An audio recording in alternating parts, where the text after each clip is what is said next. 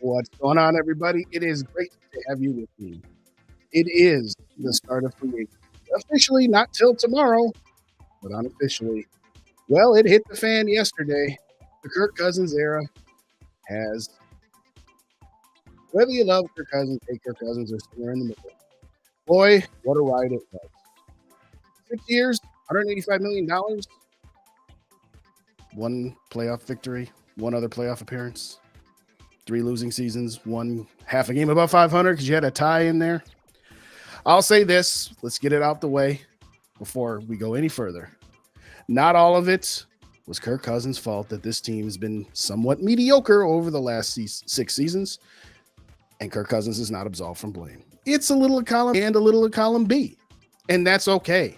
And it's okay after the fact, regardless of which side of the aisle you fell on during his tenure here, to admit that the other side might have had some points. Yes.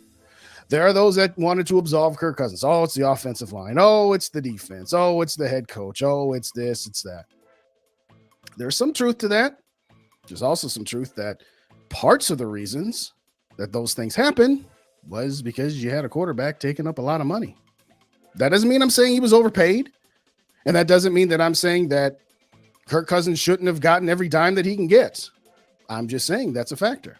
Oh, sure. The other side will say, well, what about the drafts? And what about the head coach and all these offensive coordinators? That's true too.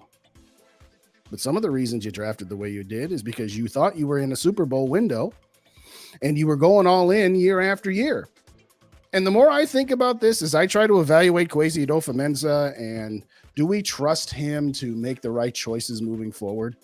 Did it ever occur to anybody that maybe some of the choices he made? Now, I'm not going to excuse him for that trading down 20 spots and not getting enough in return. That will never change. But what I will say is maybe Adofo-Mensah made some of the moves at the behest of the ownership saying, no, we're not going to rebuild right now. We're going to see how far this new coach can take this team that it kind of topped out. So let's give Adofo-Mensah a little bit of leeway, so to speak. Now the pressure's on Kwesi. Kwesi finally got through to the Wilfs to say, hey, we've gone as far as we can with this guy. Rick Spielman never, ever convinced the Wilfs that they had gone as far as they could go with Kirk Cousins. I'm starting to think that maybe Rick Spielman knew after 2019, when you lost in the division round of the playoffs, that was probably the best you were going to get out of this group. Notice I said group, not just quarterback, but group, okay? The entire team. Maybe with how the team was constructed, with signing its players. That team was built up to 2017 because you had good drafts starting in 2013. And then all of those good draft picks you had to pay money to, and you had to pay money to Kirk Cousins. All of a sudden, you couldn't really bring in a whole lot of good free agents. Look at what the Vikings have done in the last 24 hours, 36 hours, let's say, for easy numbers here. How many players have we brought in? 6 or 7? And some decent price players? We couldn't do that for the last 6 years. Is that all Kirk Cousins? No, it's not. Is he part of it? Yeah, he's part of it. Not all, but part. So maybe, just maybe, now that the era is over, we can stop being Sharks and Jets. We can stop being so divided. I'm sure we'll find something or somebody else to be divided over. Should we trade up to the top 3 to get a rookie quarterback? Some will say, yes, it's time. Others will say, no, you can't give up that many draft picks when quarterbacks bust so often in the first round. We'll find something else. But for today anyway, let's just call the Kirk Cousins experiment what it was. Fell short of expectations. And before those who utterly defended Kirk from day one, and nothing was ever his fault, I'm just going to say this. Don't tell me and others that Kirk was not brought here to be the last piece and you're putting more pressure and expectation on him than he should. No, the Vikings brass did that. Coming off the NFC Championship game, they said, we think we are a quarterback away, an upgraded quarterback away from winning the Super Bowl. Everybody except Mike Zimmer, we'll get to him too. Everybody except Mike Zimmer said, yeah, this is it. This is our all-in move. And I'll say this, the more I think about it, Kirk Cousins delivered exactly what should have been expected of him.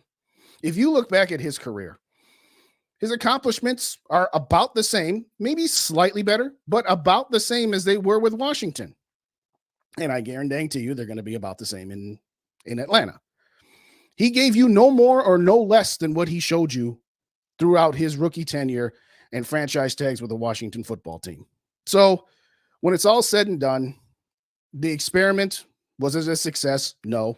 If my standards are too high, I'm sorry. But no, it was not a success. To me, it was pretty much a failure. Now, that doesn't mean that I'm saying that Kirk Cousins' time with the Vikings was a failure. He put up all of his stats and all these great yardages and touchdowns and all that good stuff that Kirk does. But what I'm saying right now is the overall experiment was a failure. Now, is it fair to Kirk that it gets labeled the Kirk Cousins experiment? No, it's not fair. But when you get $185 million over 6 years, you're going to get the label of the experiment. I'm sorry. So with all that said, I'm going to get to you guys in the chat. We're going to run here pretty quick. I'm going to keep this under an hour. I really am, because I have to get the kid from practice. And we're coming up on showtime. She's got a play next week, and they're not rehearsing at her normal school. They're rehearsing at the furthest school away from my house in town, but that's beside the point. So I got to say thank you and good evening to everybody. Shout out right out the gate to Gary. What's going on, Gary? Good to see you. Thank you for coming. Gary wins first one of the night. We got my guy, Grandpa Dave from Vikings First and SKOL. If you don't already subscribe to Vikings First and SKOL on YouTube, as well as your favorite podcast aggregator, hit him up with a sub in both places. Thank you kindly, as always. My guy, Too Evil to Hope. What's going on? Good to see you. Good to see you as well. We got Dave Thibodeau in the building. What's going on, Dave? Tony Bell in the house. What's up, Tony? Ain't seen you for a little bit. Good to see you here. Thanks for coming on by. We got my guy, Duncan. He says aloha. Duncan, are you in Hawaii? Are you in Hawaii, Duncan? I had no idea. So there you go. Shout out to Red 854 Lava Fires. What's going on? The timing is still strange to me. Why stay silent all this time and then make these moves happen? Well, there's a process. It's a process within the realm of the football schedule with free agency and everything else. I mean, it just kind of is what it is. I don't know that. Well, when you're referring to timing, Red 854, what are you referring to? Help me out with that, and I'll get back to you there. But everybody shout out Red. First time we've seen Red. Everybody give him the welcome. Well, him or her to welcome that we so richly deserve to all of our newcomers. Shout out to Caesar. What's going on? Welcome to the I was never really a fan of Kirk era once we draft our guy. There you go. There you go. And again, let me circle back. I endorsed the move at the time. Case Keenum was a one-hit wonder. Now, did he maybe fit the bill better because it was a team constructed without having a market value quarterback? Maybe, but the mistake wasn't signing Kirk. I will always defend the signing. What I won't defend is extending him twice. That's where they made the mistake. After 2019, they should have done what they're doing now. So they took 4 more years. 4 more years. I digress. Tony says he was, oh yeah, I know you were never a fan of Kirk. Too Evil says, it's nice that our quarterback situation is set with Darnold. Okay, Too Evil. Yeah, no. They're trading up. I'll tell you that right now. They are trading up. Mateo, shout out to you. He says B- so far would have been higher if they didn't overpay for Donald. Sucks Hunter's gone, but admit my bias. Yeah, that's true. For those who don't know, that's the LSU bias for my guy Mateo. But they have to trade up for Daniels or May. Can't settle for JJ Penix or Bo. I totally agree. And I've said that for 2 months. Give me Daniels, give me May. I can go either way. I think Daniels has a higher ceiling, but I think May is a better fit for Kevin O'Connell's system. And if I knew that Kevin O'Connell would be a little more amenable to adjusting his system and wouldn't try to force Daniels into it and would actually take full advantage of his skills, then I would rank Daniels slightly higher. But I'll take either one of those guys. I'll take either one of them. Shout out Mr. Tonic. What's going on? Bye-bye, Kirky boy. Enjoy your money. Hello, franchise quarterback. I certainly hope so. And you got the names right there. You got the names right there. Tony says the Kirk chapter with the Vikings was the nth. I think he meant not the best chapter in team. No, it definitely wasn't. Anybody who wants to say that Kirk Cousins and his era was the best era, no, stop it. You must be 15 years old or younger if you think that's the case. But having said all that, yeah, Kirk was what he was. Good, not great. And you paid him like he was an elite quarterback. And he never was. He never will be. That's not a bad on him. That just is who he is. I mean, he's a Hall of Fame negotiator, and his agent certainly is a Hall of Fame negotiator. We'll give him that. And you know what? Bully for him. I'm not mad at him for taking the paycheck. I'm real happy that the Atlanta Falcons saved the Vikings from themselves because they wanted him back at a certain price. And I'm really glad that the Falcons came in and bid over the top of that. Frankly, bidding against themselves, they were probably the only 2 teams really, really in on Kirk Cousins. But having said that, I don't wish him any ill will. I'm not going to be cheering against. I'm not going to be cheering for him and all of that good stuff. But at the end of the day, it's time to move on. It's time to move on. And I'm glad that the Vikings brass finally did it. And I'm also glad that the Wilfs didn't come down from on high and say, no. We got to keep going with this. We got to keep going with this. Thank you. Thank you so very much. To Evo, $10 million for a quarterback is basically, yeah, I'll talk about Darnold a little bit here. I'm not overly upset by the move. I'm not jumping up and down about it. If he ends up turning into, Case Keenum light, so much the better. But that's not what the objective is. The objective is just he's somebody here to be the placeholder until whoever you draft in a couple of months is ready to go. Shout out SKOL for Life Barber 1975. What is going on? Good to see you, my friend. Good to see you. My guy, Lord Duncan, is in the building. He says, have mercy. There you go. I mean, actually, this is a good comment here from Caesar. Zimmer with the Cowboys versus Kirk. He may not make it out alive. Speaking of Zimmer and speaking of the Cowboys, here's the thing about Kirk. He faces us this year. He faces the Commanders this year. And now he's going to face the head coach that never wanted him. Kirk's going to get all of his exes lined up, trying to knock them all out at once in one season. I mean, Kirk to me is, again, I've said this before too. He's Dak Prescott, not stylistically, but what they represent. If I was a Cowboys fan, there's no way I'd be okay with paying Dak Prescott $50-60 million. He's the same thing. He's got a ceiling of the divisional round of the playoffs. Shout out Anthony. What's going on? I'm liking the new additions. Quasi's picking up. Absolutely. He says, I ain't afraid of no ghosts. There you go. There you go. And I'll say this one more time. I said at the beginning. So if you missed it when I first started, you are actually allowed to play in free agency now. The first wave of free agency, not shopping in the Walmart bargain bin clearance rack, as my guy Rhino and I have so often said here. Winston is making less, but again, I had no interest I really had no interest in Sam Darnold. I had even less interest in Winston, but whatever. It doesn't matter. We're going to trade up. We're going to get one of those two guys. And if the guy we get does Russell Wilson like things and wins the job starting out the gate, so much the better. If he's got to sit for 6 to 8 weeks, okay, fine. So it doesn't matter if it's Sam Darnold or Jameis Winston or whoever it might have been. So I'm not really all that upset by it. Shout out Dayon. What's going on? Good to see you. Thanks so much. Falcons came to Minneapolis. Yeah, and it's in Minneapolis. And by the way, the NFL better not flex that game to London. And I seriously doubt they will. I'm predicting that that's going to be a Sunday night football game, or at the very least a 3:15 start or a 3:25 start. There's no way that's going to be a noon start. There's no way that's going to be at a noon start. Making all these moves right after free agency opens after 1 hour seems strange to me, but the draft, well, yeah, it just kind of is the way it is. But the draft's going to be yes, absolutely. Actually, I don't think KOC's on the hot seat. I think KOC's bought himself some time. I think the person on the hot seat will be Quasi. If you had shackles on you because your ownership group said to you, you're going to play by the Rick Spielman playbook for the first couple of seasons so we can see what we have. Now the pressure's on Quasi more than anybody.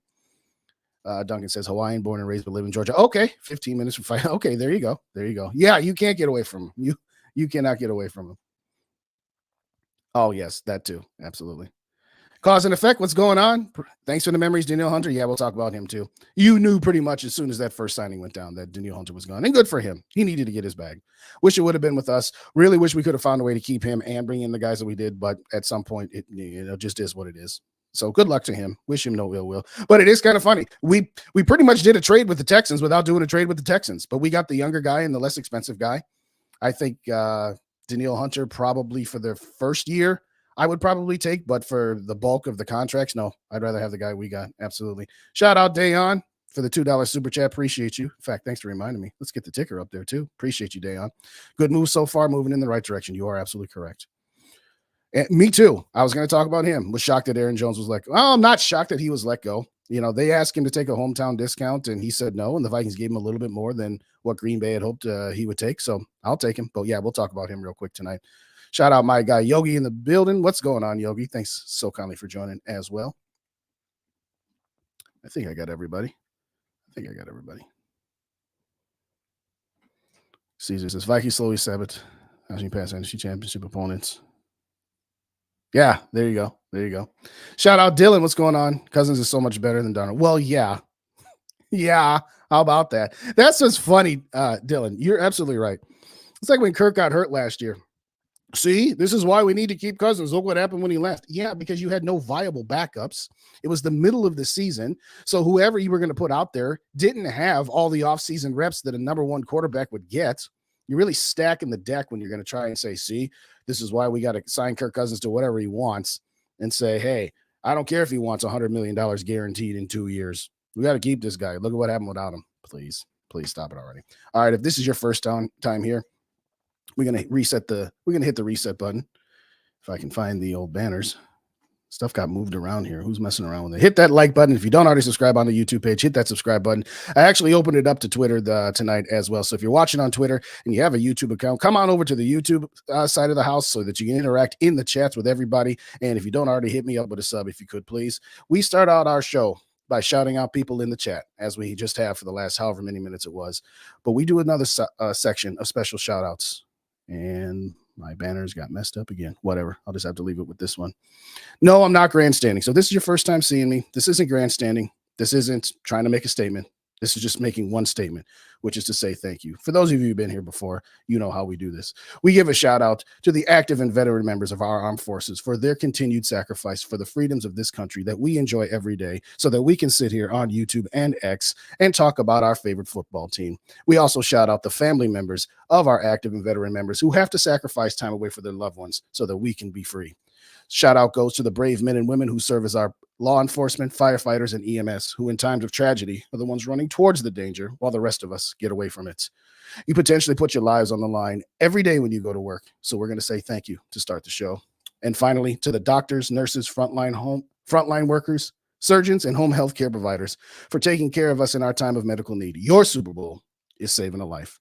The men and women that I shout out at the beginning of my show oftentimes do not get enough thank yous and at times can work very thankless jobs. So I just want to say thanks before we get the show started.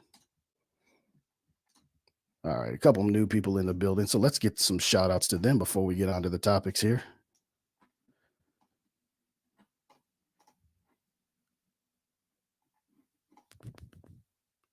And it froze. Sorry.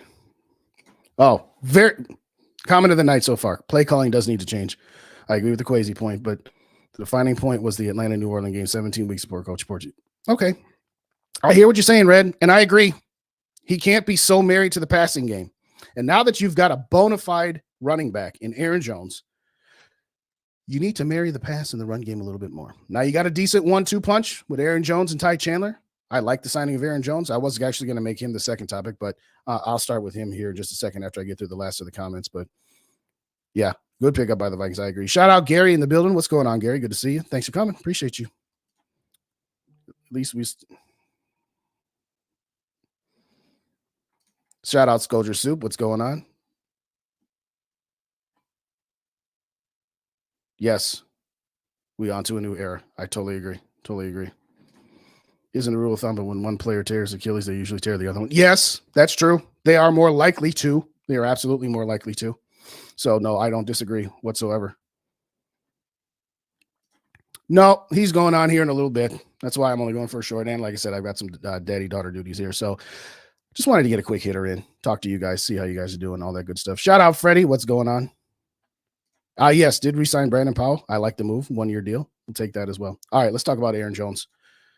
I like this move. I like this move a lot. The second he got cut by the Packers, I said, yeah, I'll take him for a decent price. And $7 million, that's absolutely a decent price. Most definitely. I will absolutely be happy with this guy. I know he's had some injury history and some issues there. But for the last 4 games of last season, he was number 1 in rushing yards, yards per attempt, and 29 forced missed tackles. He still got it. Now, is he going to be your bell cow running back? No, he's not. He needs to be a 1-2 punch with Ty Chandler, a thunder and lightning, whatever you want to call it. And yes, we're going to still need to do some work on the offensive line. But I absolutely like this move. He's good at blitz pickup. He's good at catching the ball. He's exactly what the Vikings need. Regardless of whether you had brought Kirk Cousins back or not, the Vikings, as we talked about a moment ago, need to get back to more of a balanced running attack. I'm not saying it's got to be 50-50 or 60-40 like it was with Mike Zimmer. But what I am going to say is we can't have it be 85-15. And we've got to do a better job of establishing the run. And if we do, as I hope, trade up and get that rookie quarterback, what's a rookie quarterback's best friend? Tight end and running game. Aside from the fact that you're going to have Justin Jefferson and Jordan Addison, yeah, okay. So I absolutely love this move. There are a lot of Packer fans. I had a couple at work that I work with that were just like, really? Not only did we have to get rid of them, but you guys scooped them up right away. They're salty. They're absolutely salty. Do I understand the move from the Packers' perspective? by upgrading to Jacobs in their mind anyway. Yeah, I understand the move, but I absolutely like it. And again, this is a move that you can make when you've moved on and you don't have a quarterback taking up 15% of your salary cap. Put it in the chat. Do you like this move? Are you bored with picking up Packer rejects? This guy is not in the same category as, say, a Robert Ferguson or a Javon Walker who were on their last legs. Yes, it's a 1-year prove-it deal. You didn't just sign a 29, almost 30-year-old running back to a 4-year guaranteed contract. You gave him 1 year, $6 million guaranteed and another $1 million in incentives. So this is a low-risk move. And it's a guy who, like I said, at the end of the season, the Packers were so mediocre to garbage, particularly when we beat them. It looked like we were putting in the second to last nail in their coffin. And their offense took off when Aaron Jones came back. And their offense took off in the playoffs because of Aaron Jones. We'll see what Jordan Love ends up being. Because, yeah, Jacobs, I like him. But we'll see what happens with the Packers. But as far as the Vikings go, I love this move. I'm happy that they made it. And at the end of the day, it's always good to have somebody who's motivated at least twice a year to beat that team from the East that we absolutely despise. All right, back to the chats here real quick. Yeah, $6 million with incentives of 7. There you go. Sculpture Soup says, I want JJ McCarthy so badly. I wouldn't mind JJ either. I still think he's a slight notch below May and Daniels, but if at the end of the day you only trade up to, say, 7 and you still get that guy, I'd be fine with it. I'd like a kicker company. Yes. The guy they sign, I think, is just going to be a placeholder. I don't think they're going to bring Greg Joseph back, but I don't think that guy is absolutely locked in and been told he's the incumbent kicker and that we're not going to bring in any competition around him. So, but I'm glad that they're finally hopefully done with the Greg Joseph experiment as well. There you go, Gary. I'll just put that up there and leave that for what it is. Yeah, no to evil. We're not doing that. Sam is going to be the bridge for our rookie quarterback. Correct. Yes. And that's what's funny about it. People are all upset. Sam Darnold. Why are we bringing this guy in? He's terrible. In fact, let's just talk about Sam Darnold now while we're at it.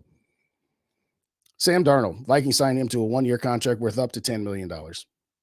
The definition of a bridge quarterback, a guy that you don't pay $30, $40, $50 million a year to, a guy you don't sign up for $10 million or more. It's as simple as that. A guy who knows he's going to be the mentor, so to speak. He's going to run the offense until the rookie is ready. For the people that wanted to bring Kirk Cousins back as the bridge quarterback, it was so preposterous on so many levels. One, Kirk Cousins wasn't going to take the money that you give to a bridge quarterback. Number two, Kirk wasn't just going to step aside whenever he felt or whenever the head coach felt that it was time to put the rookie in. Guy was a number 3 draft pick, number 3 overall pick, whatever. It's kind of a whatever move for me. I had said at the end of the offseason that I would just roll with Nick Mullins and draft the quarterback top 5, top 10, and just go from that. And yeah, Nick Mullins cheaper than Sam Darnold. So it was kind of a questionable move that I probably wouldn't have made. But at the end of the day, I'm not really upset by it. He's just a guy. He's just a guy who's going to be ships that pass in the night, guy who's just going to be here for one season. Unless by some miracle, he ends up like Case Keenum. And if he does, so much the better. Went to the NFC Championship game with Case Keenum. I'm certainly not predicting that. I certainly do not have those kind of expectations. But it's a nothing burger move. It's a guy that has been in San Francisco, has worked with this offense, is a guy who has familiarity with the coaching staff. So I really don't get why. Well, I get why some of the fans are like, seriously, we went from Kirk Cousins to Sam Darnold. We think we're going to be better with Sam Darnold than we were with Kirk Cousins. No, that's not the point. Yes, by not bringing back Kirk Cousins, you were invariably going to take a step back at the quarterback position. Invariably, you were. The idea is to build up the rest of the team so that maybe you have a better overall team, a team that can have sustained success, not pop-up years and not just being competitive for the wild card spot. So to wrap up on Sam Darnold, it is what it is. Nothing more, nothing less. So enjoy it. You'll see him for maybe 6 games before the rookie's ready. And again, if he plays really, really well and the team's winning, then you will see him for longer than that. So there you go. All right, back to the comments. Cause and effect. Aaron Jones will be a good locker room guy. Other than that fight that he was kind of a part of at the end of the game against the Vikings earlier this season on New Year's Eve. But sans that, no, I think he will be good for leadership. Like I said, he's going to be about 30 years old. And again, 1 year, $6 million with incentives for another $1 million. Yeah, I'll take that. That and the draft are my two biggest concerns with the team. Not going to argue anymore. Any move so far. Just need it to be week 1 and 2 before. Oh, yeah. I'm with you. Shout out D Will. What's going on? Good to see you. Thanks for coming by. Appreciate you guys.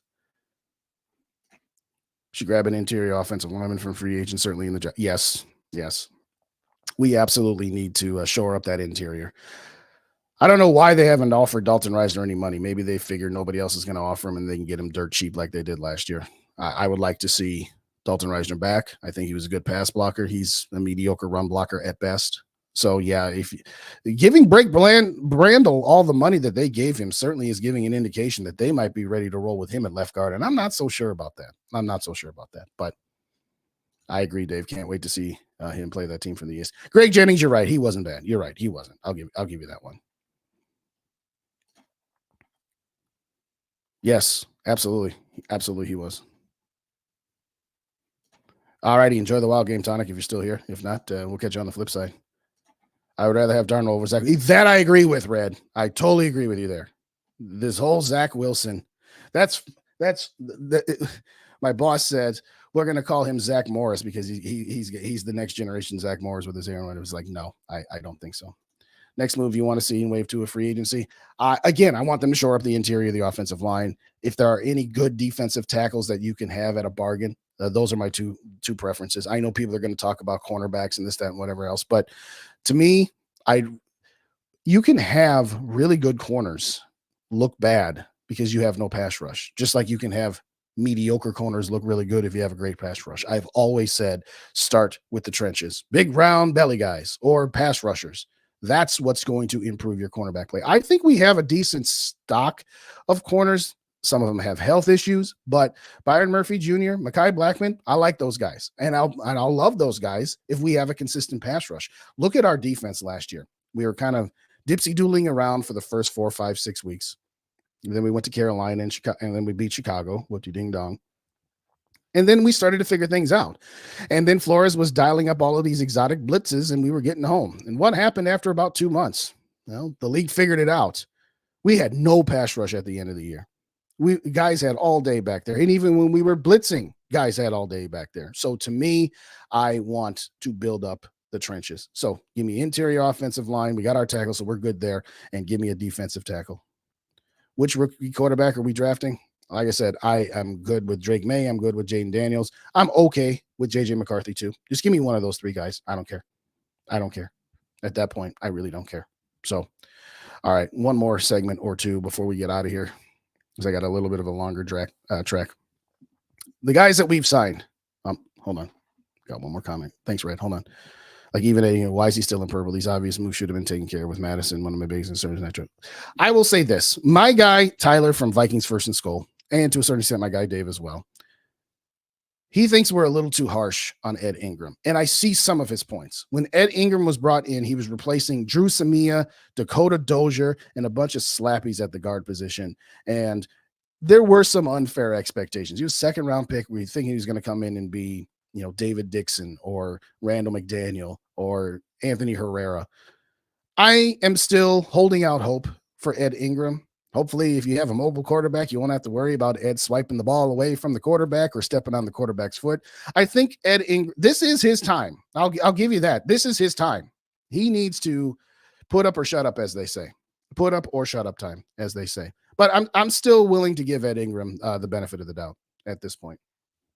Okay, Vikings make all kinds of moves yesterday. Got the guy from Houston. I love that the guy from Houston that we swiped, and I'm completely drawing a blank on his name, but you guys all know who I'm talking about. 12.5 sacks last year, career high. Now, again, he's only had one relatively good productive season, but coming from a D'Amico Ryans defense into a Brian Flores defense, yeah, I'm looking forward to this.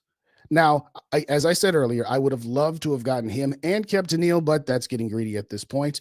But I think when you take away what the Vikings have done over the last decade, which is we have a lot of stars, but we don't have a lot of depth. We had all kinds of roster depth in 2017, and funny, for the last 6 years, our roster depth has been not as good. And we'll just leave it at that. And part of it is, again, because you had Kirk, and part of it is because you had to give contracts to the guys that were on your team that you drafted that needed to get paid and weren't on rookie contracts anymore. I would rather have a team that has depth. I want 2 guys that'll combine for 20 to 24 sacks, as opposed to one guy who's going to get 16 and another guy who's going to get 4 to 6. So I'm happy with the moves we made. Happy bringing home the kid from the University of Minnesota, putting him alongside Ivan Pace. Brian Flores has his hands all over all of these defensive moves. You saw Brian Flores make chicken salad out of chicken bleep last year, but again, it wasn't sustainable. The league figured us out. So hopefully with some of these moves, you've filled some holes and you've given Brian Flores the tools to actually build a defense that is sustainable. Yes, at the end of the year, they were middle of the pack as far as rankings go. But as I said earlier, first 4 or 5 weeks, kind of blah.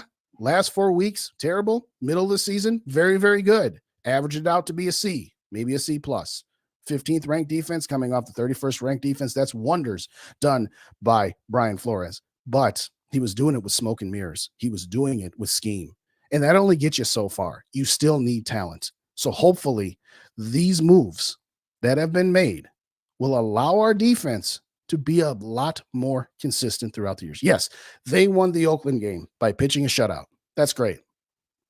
I know Oakland scored 63 points the next week, but having said that, Oakland was just a mediocre team last year.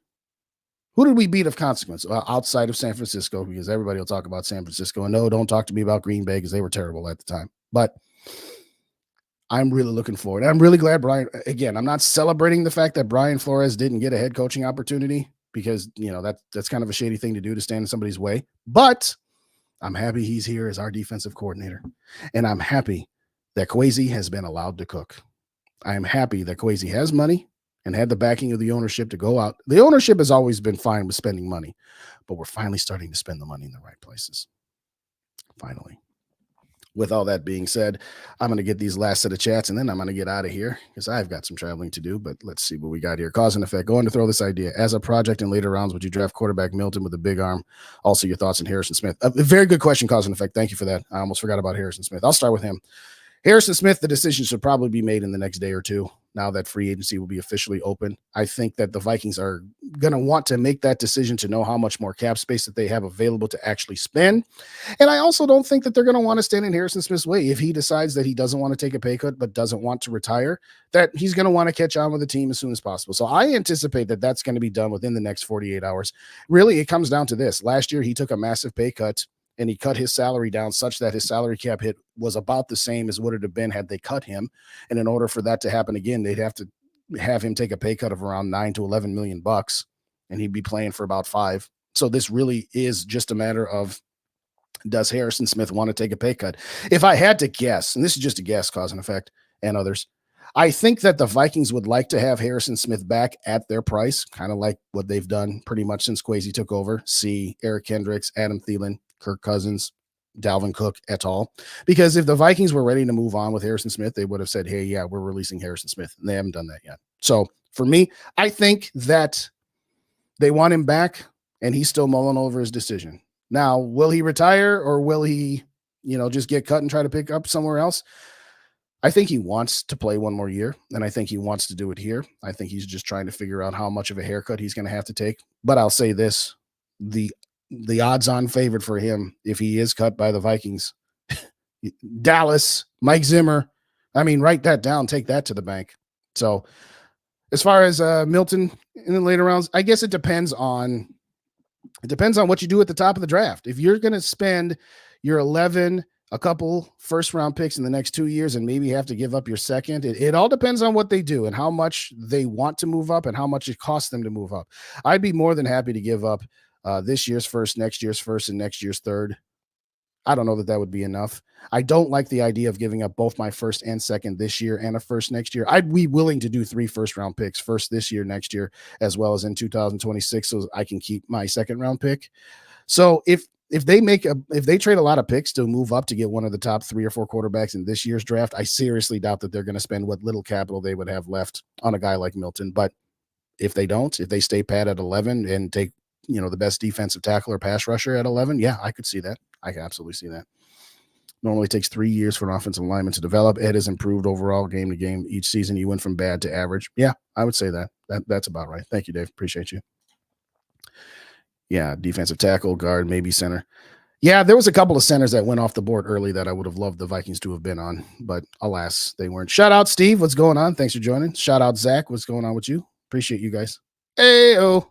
There you go, Zach. There you go. That had a double meaning for me, but I digress. That being said, let's hit the reset button. If you didn't already do so, wipe your feet at the door, hit that like button. If you're watching on the X feed, thank you so kindly for joining. If you could, and you have a YouTube account, flip on over to the YouTube side and hit that subscribe button and hit the like button there as well and help me grow the channel up here. Thank you, everybody who has helped me get up over 1,000. So thank you so very, very kindly for the continued support and loyalty. If you don't already do so, please subscribe to the Vikings First and SKOL, both on YouTube as well as your favorite podcast aggregator. It's been a minute, but I generally do make some appearances over there on the podcast side. They replay their shows, but they also have some online only content. So you don't get everything you don't get everything on the YouTube page that you get over on the podcast feed. And shout out to my guy Rap, whose show just started here as well over on Vocal Vike. So I'm sure he's got a thing or two to say about this as well. I'll be tuning into that on my journey over to pick up the kid. Shout out real quick to Vaughn. Thanks for joining, Vaughn. Once again, Vaughn, you come in right at the end. So hit that rewind button and check me out for the rest of the for the beginning of the show. Yeah, I did talk about it a little bit, Zach. So hit the rewind button. But just to recap, I'm indifferent on it. I don't care. I'm neither a fan of it nor upset by it. He's just a placeholder for 1 year.